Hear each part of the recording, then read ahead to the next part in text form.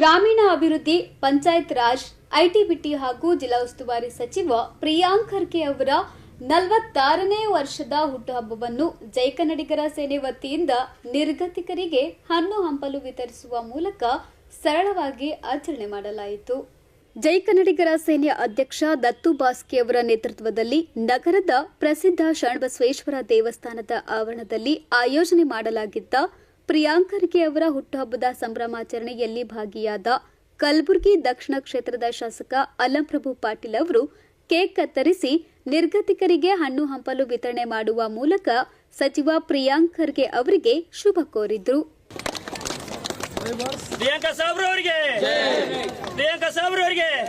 ಖರ್ಗೆಜಿಯವರ ಹುಟ್ಟುಹಬ್ಬವನ್ನು ಅವರ ಅಭಿಮಾನಿ ಬಂಧು ಬಳಗದವರು ಎಲ್ಲರೂ ಅಭಿಮಾನದಿಂದ ಬಹಳ ಸಂತೋಷದಿಂದ 46ನೇ ವರ್ಷದ ಹುಟ್ಟುಹಬ್ಬವನ್ನು ಆಚರಣೆ ಮಾಡ್ತಾಯಿದ್ದಾರೆ. ದತ್ತು ಬಾಸಿಯವರು ಕೂಡ ಏನು ಅನಾಥರು, ನಿರ್ಗತಿಕರು, ಭಿಕ್ಷುಕರು, ವಯಸ್ಸಾದ ಜನ ಅವರಿಗೆಲ್ಲ ಬಾಳೆಹಣ್ಣು ಮತ್ತು ಹಣ್ಣುಗಳನ್ನು ವಿತರಣೆ ಮಾಡೋದ್ರ ಮೂಲಕ ಅವರ ಒಂದು ಹುಟ್ಟುಹಬ್ಬವನ್ನು ಭಾಳ ಸಂತೋಷದಿಂದ ಆಚರಣೆ ಮಾಡ್ತಾಯಿದ್ದಾರೆ.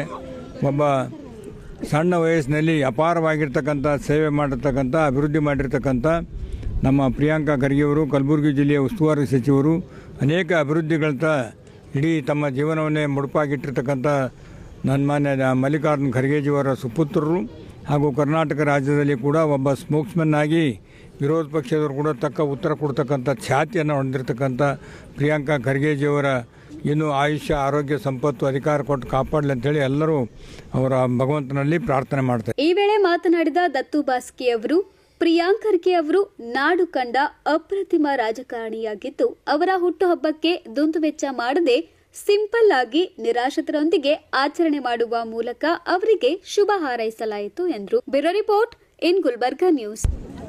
ಇವತ್ತು ಶರಣಬಸವೇಶ್ವರ ಗುಡಿ ಹತ್ರ ಏನು ಹಣ್ಣಂಪಲೆ ಏನು ಪ್ರಿಯಾಂಕ ಸಾಬ್ರವರಿಗೆ ನಾವು ಇವತ್ತು ಬರ್ತಡೇಯನ್ನು ಮಾಡ್ತಿದ್ದೀವಿ. ಇಲ್ಲಿ ಯಾಕೆ 46ನೇ ಹುಟ್ಟುಹಬ್ಬದ ಏನು ಅಂಗವಾಗಿ ಏನು ಪ್ರಿಯಾಂಕ ಸಾಬ್ರವರಿಗೆ ನಾವು ಬರ್ತ್ಡೇ ಆಚರಣೆ ಮಾಡಿದ್ದೀವಿ.